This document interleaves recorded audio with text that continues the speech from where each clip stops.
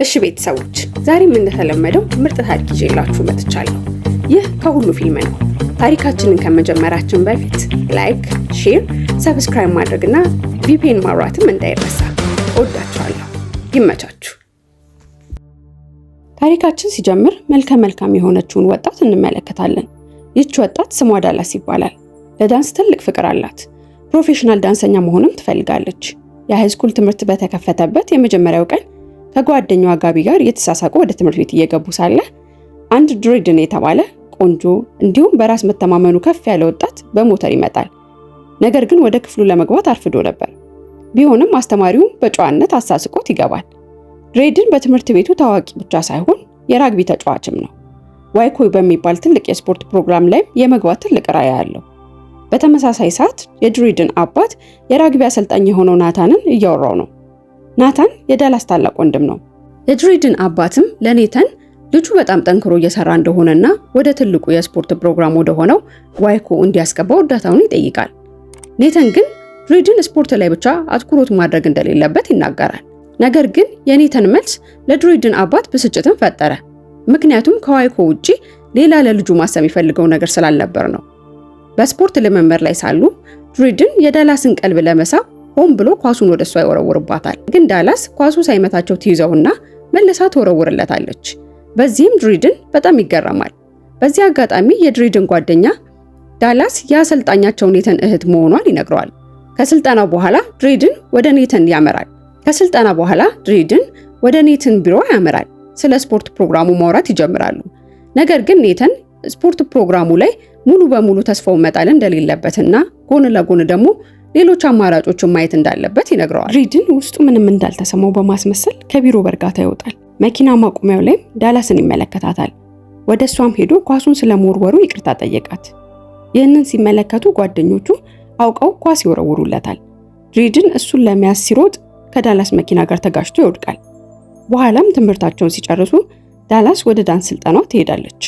በምትችለው አቅሟ ሁሉ ችሎታዋን ለአሰልጣኟ ታሳያታለች። ቢሆንም አሰልጣኟ ውጤታማ ለመሆን ከውስጧ የፈለቀ ስሜት ሊኖራት እንደሚገባ ትነግራታለች። ዳላስም ሁሉም ከሄደ በኋላ በሩን ቆላልፋ ወደ ቤቷ ትሄዳለች። ቤት ደርሳም ከወንድሟ ናታን ጋር ስለ ውሏቸው እየተወያዩ ሳለ በድንገት በራቸው ይንኳኳል። ዳላስ በሩ ልትከፍት ታመራለች። ያልጠበቀችው ሰው ነበር። ድሬድን በር ላይ ቆሟል። ስለተፈጠረው ነገር ይቅርታ ሊጠይቃትና ለመኪናዋ ካሳ ሊሰጣት ነበር የመጣው። ዳላስ ግን ትንሽ አቅማምታ ነበር። ቢሆንም አሳቢነቱ አሸንፏታል። በመካከላቸውም ጥሩ ጓደኝነት የተፈጠረ ይመስላል። በነጋታውም ትምህርት ቤት ሆነው ጋቢ የድሬድን ታናሽ ወንድም ጆሽ ላይ ስሜት እንዳደረባት ትነግራታለች። በምሳ ሰዓትም ዳላስና ጓደኛዋ ከድሬድን ጋር የተጫወቱ ምግብ በመብላት ላይ ናቸው። ድሬድን ዳላስን ምሽት ላይ ወደሚገኘው ፓርቲ እንዲሄዱ ይጠይቃታል።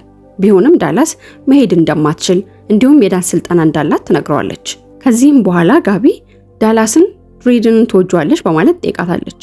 ነገር ግን ዳላስ ስሜት እንደሌላትና ድሬድን ከብዙ ሴቶች ጋር ይህንን እንደሚያደርግ ትነግራታለች። ቢሆንም ጋቢ አልተቀበለቻትም። ይልቅ ጆሽ ተመሳሳይ ፓርቲ ላይ እንዲሄዱ እንደጠየቃት ትነግራታለች። አብራት እንድትመጣም ታሳምናታለች። ምሽት ላይ አብረው ወደ ክለቡ ይሄዳሉ። ዳላስም ጋቢና ጆሽን ለብቻቸው ትታቸው ልትሄድ ስትል በድንገት ከድሬድን ጋር ትጋጫለች። አብረውም መጫወት ይጀምራሉ።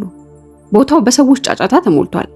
ጋቢም ወጥታ ከጆሽ ጋር ምግብ ሊበሉ ሊሄዱ ስለሆነ ወደ ቤቷ መሸኘት እንደማትችል ትነግራታለች። ከቆይታ በኋላ ዳላስ ትንሽ ስለጠጣች አየር እየተቀበለች ወደ ቤት ለመሄድ ከክለቡ ወጣች። በመንገዷም ድሬድን ተከትሏት ይመጣል። እንዲሸኛትም ይጠይቃታል። እሷም ሳታመነታ ፈቃደኛ ትሆናለች። ነገር ግን ድሬድን ይዟት ወደሱ ቤት ነበር የሄደው። ስለሰከረችም ቀስ ብለው ወደሱ ክፍል ይገባሉ። ጠዋት ላይ ዳላስ ከእንቅልፏ ስትነሳ ትደነግጣለች። ያለችበትን አታውቅም። ካለችበት ለመውጣት በመቻኮል ላይ ሳለች ድሬድን ከአባቱ ጋር እየተጨቃጨቀ ነው። ሁሌም እንደሚለው የስፖርት ፕሮግራሙ ላይ ለመግባት በኃይል ትኩረት መስጠት እንዳለበት እንዲሁም ሌሎች ነገሮችን መተው እንዳለበት እያስጠነቀቀው ነው። ጋቢ ድሬድን የፍቅር ጥያቄ ካቀረበላት እድል መስጠት እንዳለባት ለዳላስ ትነግራታለች። ለዴት ብላ ያስቀመጠችውን የምትወደውን ቀሚስ ከሱ ጋር መልበስ እንዳለባት ትነግራታለች። የትምህርት ቤታቸው የራግቢ ውድድር በመድረሱ ሁሉም አንድ ላይ ለመሄድ ተሰብስበዋል። በአጋጣሚ አንድ ልጅ ዳላስን ቦታ እንድትቀይራት ትጠይቃታለች። የአጋጣሚ ነገር ሆኖ ድሬድን ጋር ሄዳ ትቀመጣለች። አሁን የነሱ ግንኙነት እየበለጠ እየጠነከረ ነው። እየተጫወቱ ወደ ግጥሚያ ቦታው አመሩ። ግጥሚያውንም የድሬድን ቡድን በበላይነት ያሸንፋል። ጨዋታው ሲያልቅ ዳላስ ከጫጫታው ለመራቅ ከሜዳው ወጣች። እንዳጋጣሚ ሆኖ ከድሪድን ጋር ይገናኛሉ። አብረው ምሽቱን እንዲያሳልፉ ይጠይቃታል። ዳላስም በሐሳቡ ተስማምታ የጓደኛዋን ምክር በመስማት የምትወደውን ቀሚስ አድርጋ ምሽቱን አብረው ያሳልፋሉ። ብቻቸውን ሲዝናኑ ከቆዩ በኋላ ሲመለሱ ወንድሟ ኔተን ይደርስባቸዋል። ኔተን ባየው ነገር ደስተኛ አልነበረም። ጉዳዩን ወደ ዳይሬክተር ቢሮ ያመለክታል። የድሬድን ወላጆች በተሰበሰቡበት ሁለቱም ተማሪዎች ለአንድ ሳምንት ትምህርት እንዳይመጡ ዳይሬክተሩ ይቀጣቸዋል። በዚህ ሁኔታ ግን ሁለቱም ተበሳጭተዋል። አንድ ቀን በቅጣት ላይ ያሉ ድሬድን ዳላስን ለማግኘት ዳንስ ወደምትሰራበት ይሄዳል። ለተፈጠረው ነገርም ይቅርታ ይጠይቃታል። በሁለቱ ንግግር መካከል የተፈጠረውን ስሜታዊ ሁኔታ የተገነዘበችው የዳላስ አሰልጣኝ ሁለቱም አብረው እንዲደንሱ ትጠይቃቸዋለች። አብረው ለመደነስ ዳላስ ብታቅማማም መደነስ ይጀምራሉ። ስሜታቸው ጎልቶ ይታይ ነበር። ዳንሷ ላይም የተለየ ውበት ሰጥቶት ነበር። አሰልጣኟ ይህ ሁኔታ በዳንስ ስኬታማ እንደሚያደርጋትና ከፊቷ ላለው የአርት ትምህርት ቤት ፈተና እንደሚጠቅማት ትነግራታለች። ድሬድን ይህንን ሲሰማ በዚህ በተቀጡበት ሳምንት ትምህርት ቤቱን ሄደው ለማየት ቀጠሮ ይይዛሉ። ዳላስም ሁኔታው የምትመኘው ነገር ስለነበር በደስታ ለመሄድ ትወስናለች። ካሊፎርኒያ ወደሚገኘው ህልሟ ወደ ሆነው አርት ትምህርት ቤት ይሄዳሉ። ትምህርት ቤቱን ስታየው ጉጉቷ ይበልጥ ይጨምራል። የዛን ቀን ምሽት ዳላስና ድሬድን በሆቴል ውስጥ ሆነው ትሩዝ ኦር ዴር ይጫወታሉ። ጨዋታውን በጣም አቀራርቧቸው ክፍላቸው ወደ ሞቀ ፍቅር መቀየር ጀመረ። ነገር ግን ዳላስ ነገሩ ከዚህ እንዳያልፍ በማሰብ ነገሮችን ማረጋጋት ትጀምራለች። ለጊዜው ዝግጁ አይደለችም። ጉብኝታቸውንም ጨርሰው ወደ ቤታቸው ተመለሱ። ነገር ግን ግንኙነታቸው እንደ በፊቱ አልነበረም። ዝምታ የበዛበት ነበር። ይህን የተረዳችው ጋቢም በፍርሃት የምትወደው ልጅ እንዳታጣው መነጋገር እንዳለባቸው ዳላስን ትመክራታለች። በስተመጨረሻ ዳላስ ስሜቷን በግልጽ ልትነግረው ትወስናለች። ከዚህ በኋላም ሁለቱም ደስተኛ ይሆናሉ። አብረውም ጥሩ ጊዜ ማሳለፍ ጀመሩ። ነገር ግን የድሬድን አባት ልጁ በምንም ነገር ከዓላማው መሰናከል እንደሌለበትና ዳላስ ደግሞ ልታሰናክለው እንደምትችል ይነግረዋል። ድሬድን ግን እንደ ሐሳብ ሊቀበለው አልቻለም። አንድ ቀን እንደለመዱት ሁለቱ አዲስ ፍቅረኞች አብረው ጊዜ እያሳለፉ ነው። ዳላስም የድሬድን እጁ ላይ ያለውን ንቅሳት ትርጉም ትጠይቀዋለች። ድሬድን ፊቱ በሐዘን ተዋጠ፣ ፈገግታውም ጠፋ። ይህን ንቅሳት ለእህቱ አቢ ማስታወሻ እንደሆነ ነገራት። አቢ መንታ እህቱ ስትሆን በ8 ዓመታቸው ባልታወቀ ሁኔታ እንደጠፋች፣ ነገር ግን የቻሉትን ያህል ቢፈልጓትም ሊያገኟት እንዳልቻሉ ለዳላስ ነገራት። ዳላስ የድሬድን ልብ መሰበር በማየቷ ታዝናለች። በጥሞናም ስታዳምጠው ከቆየች በኋላ እንዲረጋጋ ታደርገዋለች። ከጥቂት ቀናት በኋላም ድሬድን ልደቱን ለማክበር ቤቱ የምሳ ግብዣ ያዘጋጃል። ዳላስ ጋቢና ኔተንም ይጠራቸዋል። ነገሮች በጥሩ ሁኔታ እየሄዱ ነበር። በመሃል ግን የድሬድን አባት ስለ ዋይኮ የስፖርት ፕሮግራም ማውራት ይጀምራል። ነገር ግን ድሬድን ያልተጠበቀ መልስ ይሰጣል። እሱም ሌሎች አማራጮችን እየሞከረ እንደሆነና ካሊፎርኒያ ካለው ዩኒቨርሲቲ ለመማር እንዳቀደ ይናገራል። ይህንን የሰማው የድሬድን አባት በኃይል ይቆጣል። እንደዚህ እንደማይሆንና ለዚህ ሁሉ ተጠያቂዋ ዳላስ እንደሆነች ይናገራል። ነገር ግን ዳላስ ይህንን መቀበል ከበዳት። ስለዚህ ሁሉንም ጥላቸው ወጥታ ሄደች። ድሬድን ተከተላት። በተፈጠረውም ነገር ይቅርታ ይጠይቃታል። ቢሆንም ዳላስ ነገሮችን እዚህ ጋር እንዲያቆሙ ትወስናለች። ውስጧን ቢጎዳትም መፍትሄ መስሎ የታያት ይሄ ነው። ዳላስ ከፍቅረኛዋ ጋር ከተለያየች በኋላ ብቸኝነት አጥቅቷታል። ከሁሉም ጋር ተራርቃለች፣ ጋቢንም ጨምሮ። የጓደኛዋ ነገር ያሳሰባት ጋቢ ግን ወደ ዳንስ መሰልጠኛዋ ሄዳ ታገኛታለች። የሚወዷትንም ሰዎች ማራቅ እንደሌለባት ትነግራታለች። የዛን ቀን ምሽት ዳላስ የሚሰማትን ነገር በሙሉ ለወንድሟ ትነግረው ጀመር። ኔተንም እንድትረጋጋና ሰርፕራይዝ እንዳለው ይነግራታል። ኔተን ለአርት ስኩል ፈተና በቪዲዮ ከምትልክ ይልቅ በአካል እንድትሄድና ዓመቱን ሙሉ ወጪዋን ለመሸፈን ብር ሲያጠራቅም እንደነበር ይነግራታል። ዳላስ ይህንን ስትሰማ በጣም ትደሰታለች። በተመሳሳይ ሰዓት ድሬድን ከአባቱ ጋር እየተወያየ ነው።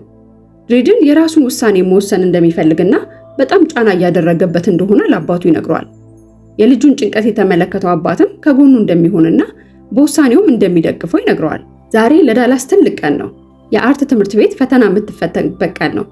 ዳላስ ነገሮችን ተቋቁማ ባላት አቅም ሁሉ ፈተናውን ማለፍ ችላለች። ይህንን መልካም ዜና ለአሰልጣኟና ለጋቢ ታበስራቸዋለች። ሁለቱም እንደሚኮሩባት ይነግሯታል። ነገር ግን ውስጧ ሙሉነት አልተሰማውም። ዳላስ ድሬድንን ማግኘትና ማውራት እንዳለባት ተገንዝባለች። ከክፍል ሲወጡ አገኘችው። የናፍቆታቸውን ተቃቀፉ። እንደምትወደውም ትነግረዋለች። ድሬድንም ደስ ብሎት ያላቸውን ጊዜ በደስታ ማሳለፍ እንዳለባቸው ይነግራታል። ምክንያቱም ሁለቱም አዲስ ምዕራፍ በህይወታቸው ለመጀመር እየተዘጋጁ ነው። ድሬድን ከአባቱ ጋር እየተወያየ ሳለ አንድ ወሳኝ ስልክ ይደወልለታል። በጣም ከሚወደው ክለብ ነበር። የቡድኑ አባል እንዲሆን ለመጠየቅ ነበር የደወሉለት። የቡድኑ አባል እንዲሆን ይጠይቁታል። እርሱም በደስታ ከተስማማ በኋላ ይህን ዜና ለአባቱ ያበስረዋል። ሁለቱም ያሰቡት በመሳካቱ በደስታ ይተቃቀፋሉ። ቀኑ ደረሰ። ዳላስ ወደ አርት ትምህርት ቤት የምትሄድበት ቀን ነው። ዳላስም ወንድሟና ፍቅረኛዋን እንደምትናፍቃቸው ነግራቸው ትሰናበታቸዋለች። ዳላስ የዳንስ ትምህርት ቤቱን በጣም ወደዋለች። ተማሪዎቹም ለመላመድ ብዙ አልቆየችም። የመጀመሪያ የትምህርት ቀኗን ጨርሳ ወደ ዶርም እየሄደች ነው። ድንገት ስሟ ተጠርቶ ኳስ ተወረወረ። እሷም ሳትደናገጥ ኳሱን ቀለበችው። ነገር ግን ማን እንደሆነ ስትመለከት አላመነችም። ድሪድን ነበር። ዳላስም በደስታ ሩጣ ትጠበጠብበታለች። ድሪድንም አንድ ዩኒቨርሲቲ እንደሚማሩ ይነግራታል።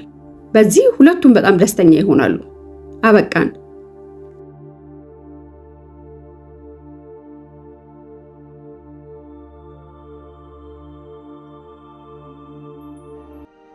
ከሁሉ የፊልም ቻናልን ሰብስክራይብ በማድረግ በዓለም ዙሪያ የሚሰሩ ፊልሞችን ታሪክ በአጭሩ ይመልከቱ።